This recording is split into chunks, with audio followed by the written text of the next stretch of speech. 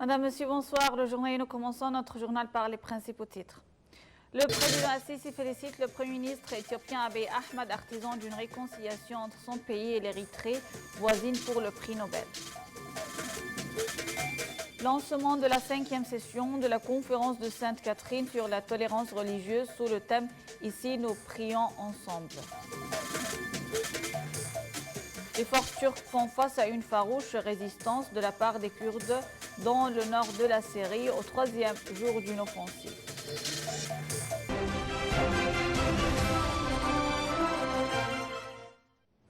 Le président Abdel Fattah al-Sisi a eu un entretien téléphonique avec son homologue gabonais Ali Bongo Ondimba, le félicitant pour la guérison et lui souhaitant une bonne santé. Au cours de l'entretien téléphonique, le président al-Sisi a souligné qu'il accorde un intérêt particulier à la consultation avec M. Bongo, vu les liens distingués reliant l'Égypte au Gabon. Le président a également mis l'accent sur l'attachement de l'Égypte à renforcer sa coopération avec le Gabon dans les divers domaines.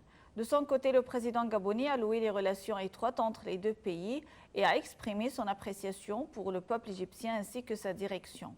M. Bongo a par ailleurs mis l'accent sur les nombreuses perspectives optimisant la coopération bilatérale dans les divers domaines. Le président Abdel Fattah al-Sisi a félicité aujourd'hui le Premier ministre éthiopien Abiy Ahmed pour le prix Nobel de la paix.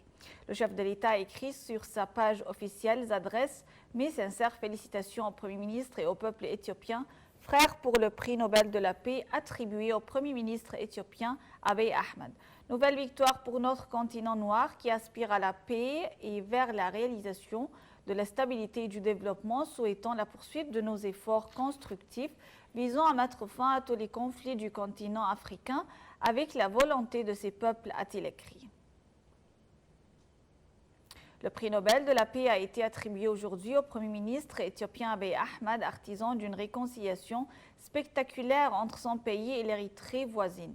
M. Abiy est récompensé pour ses efforts en vue d'arriver à la paix et en faveur de la coopération internationale, en particulier pour son initiative déterminante visant à résoudre le conflit frontalier avec l'Érythrée, a déclaré la présidente du comité Nobel norvégien Berit Reiss-Andersen.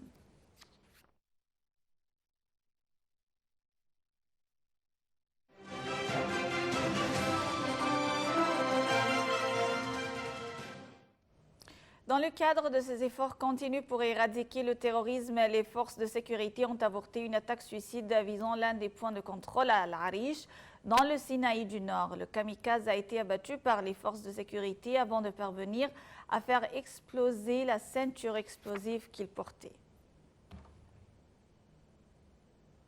La conférence de Sainte-Catherine sur la tolérance religieuse a débuté ses travaux sous le thème « Ici, nous prions ensemble ».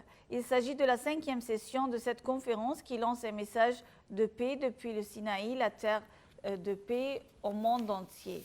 La conférence de Sainte-Catherine enracine les valeurs de la tolérance interreligieuse et confirme l'importance du dialogue civilisationnel entre les religions et de la substitution de la culture du dialogue et de la cohabitation à celle de la discrimination, de la haine et de la violence.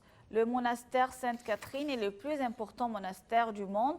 Il abrite des trésors artistiques, des icônes mondiales et des manuscrits rares.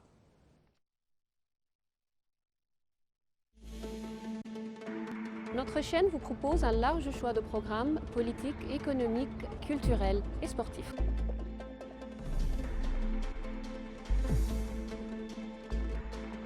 Les événements économiques quotidiens vous sont présentés et analysés. Suivez de près tous les événements politiques, économiques, culturels et autres sur notre chaîne. Nile TV International, c'est la voix francophone de l'Égypte. Le porte-parole du Conseil des députés, Dr Salah Hassaballah, a catégoriquement rejeté les déclarations du président turc Recep Tayyip Erdoğan sur l'Égypte et le président égyptien. Dr Hassaballah a qualifié de mensonges et de tromperies les déclarations d'Erdogan considérant l'offensive turque contre la Syrie comme une protection du peuple syrien. Sur le terrain, de violents combats opposaient une milice kurde aux troupes turques dans le nord-est de la Syrie au troisième jour d'une offensive d'Ankara sur des secteurs frontaliers tenus par les forces kurdes. Voici le point. De violents combats opposent une milice kurde aux troupes turques et leurs supplétifs syriens dans le nord-est de la Syrie au troisième jour d'une offensive d'Ankara sur des secteurs frontaliers tenus par les forces kurdes selon l'Observatoire syrien des droits de l'homme. Entre-temps, le secrétaire général de l'OTAN, Jens Stoltenberg, en visite en Turquie, a exhorté Ankara à agir avec retenue lors de l'offensive menée dans le nord-est de la Syrie. Le ministère turc de la Défense a pour sa part annoncé qu'un soldat turc a été tué et 3 militaires ont été blessés dans des combats contre la milice kurde YPG en Syrie. Il s'agit des premières victimes annoncées par la Turquie dans le cadre de son opération Source de paix, déclenchée mercredi dans le nord-est de la Syrie. Hier, de violents affrontements ont opposé des militaires turcs et leurs supplétifs syriens aux YPG. Plusieurs villes frontalières turques ont par ailleurs été touchées par des salves de roquettes et l'obus tiré par les YPG. Selon les autorités locales turques, 7 civils, dont un bébé, ont été tués et environ 70 blessés par ces projectiles dans les provinces turques de Şanlıurfa et Mardin, frontalières de la Syrie. De son côté, l'Observatoire syrien des droits de l'homme a annoncé que les forces turques ont conquis 11 villages près de Ras El Ain et de Tel Abyad, contrôlés par les forces kurdes. Selon l'Observatoire syrien, au moins 29 combattants des forces kurdes et 10 civils ont été tués par les frappes aériennes et les tirs d'artillerie de l'armée turque depuis mercredi. Entre-temps, l'offensive turque a suscité la fuite depuis mercredi de plus de 60 000 personnes quittant les secteurs frontaliers. Un tanker iranien a été touché aujourd'hui par 2 frappes de missiles présumées en mer Rouge à une centaine de kilomètres du port saoudien de Jeddah, causant une fuite de pétrole. La National Iranian Tanker Company, opérateur administrant la flotte de navires pétroliers de l'Iran, a déclaré dans un communiqué que les 2 explosions ont touché la coque du navire, mais qu'il n'y a pas d'incendie à bord. Il s'agit du premier incident où un navire iranien est touché depuis une série d'attaques dans le Golfe. Cet incident survient sur fond de bras de fer entre l'Iran d'un côté et l'Arabie saoudite et les États-Unis de l'autre. L'Irak a entamé un deuil national après la mort de plus de 100 personnes, en grande majorité des manifestants abattus par balles alors qu'ils réclamaient la chute du pouvoir, lequel propose à présent un remaniement pour répondre à la crise politique. Face à la contestation, le gouvernement d'Adel Abdelmahdi a proposé des aides sociales pour faire baisser le chômage qui touche un jeune sur 4, ordonner des aides au logement et ajouter les noms des morts de la semaine, manifestants et policiers, à la liste des martyrs du pays, assurant une pension à leur famille. M. Abdelmahdi a aussi indiqué dans son second discours à la nation en moins d'une semaine qu'il allait proposer un remaniement ministériel au Parlement. En Chine, 3 personnes ont perdu la vie et 2 autres ont été blessées lors de l'effondrement spectaculaire d'un pont routier dans une ville de l'est du pays. Selon les autorités locales, la catastrophe s'est produite jeudi soir à Wuxi, dans la province du Jiangsu Est, à une centaine de kilomètres au nord-ouest de Shanghai. Selon une enquête préliminaire, un camion trop lourdement chargé qui aurait emprunté illégalement le pont aurait provoqué son affaissement, a rapporté la mairie du Wuxi sur les réseaux sociaux.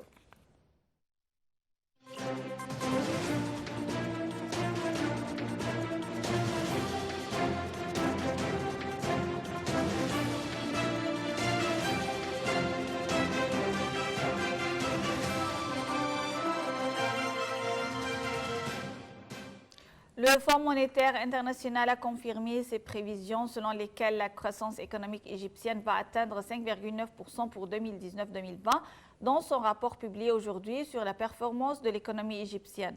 Le FMI a revu à la baisse sa prévision sur le taux d'inflation pour le même exercice financier de 10,7% à 9,6% grâce à l'amélioration des indices économiques et de la morale des investisseurs et à la reprise des secteurs du tourisme et de la production du gaz naturel. L'institution financière a également prévu que l'inflation baissera à 7,4% en 2020-2021. Le FMI a par ailleurs prévu que l'économie égyptienne va marquer une croissance économique de 6% à moyen terme. Le recul à 70% de la dette publique en 2024 a été également prévu sur le Fonds monétaire international.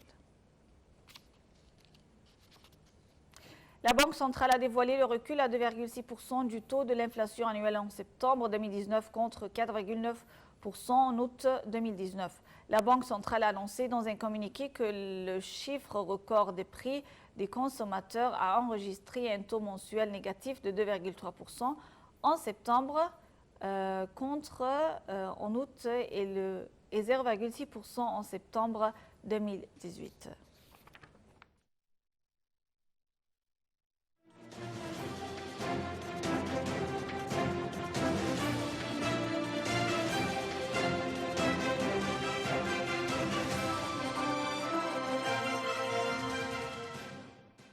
Le Cirque du Soleil canadien a inauguré à Barcelone le spectacle Mercedes inspiré de l'histoire de la star argentine du foot. Le premier spectacle de la compagnie consacré à un thème sportif. Lionel Messi a assisté avec sa compagne Antonella Roccuzzo à l'inauguration du spectacle dont les places ont été pratiquement toutes vendues malgré au moins un mois de représentation prévue dans la métropole catalane. Les numéros du spectacle, qui doit ensuite entamer une tournée internationale qui le conduira jusqu'à Buenos Aires en 2020, sont inspirés du parcours de l'Argentine de sa Rosario natale à la gloire footballistique.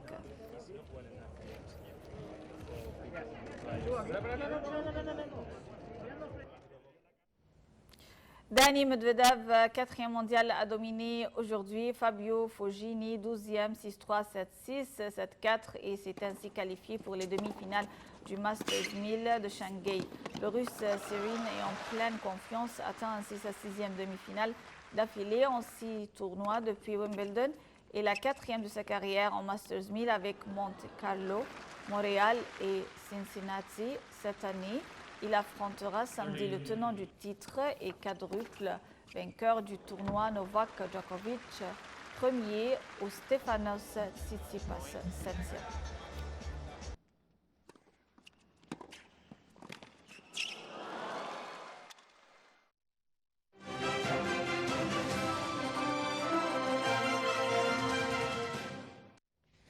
Le Japon se préparait aujourd'hui à subir ce week-end le passage du puissant typhon Hagibis qui a déjà entraîné l'annulation de centaines de vols et de 2 rencontres du mondial du rugby et perturbé les qualifications du Grand Prix de Formule 1. L'agence météo du Japon juge son intensité cyclonique très forte, soit à peine un cran de moins que le niveau maximum dans lequel il était classé précédemment. L'agence météo s'attend également à des vents brutaux et une mer violente, ainsi qu'à des précipitations records dans certaines régions. Le gouvernement japonais a assuré être en état d'alerte alors qu'un chaos dans les transports est redouté.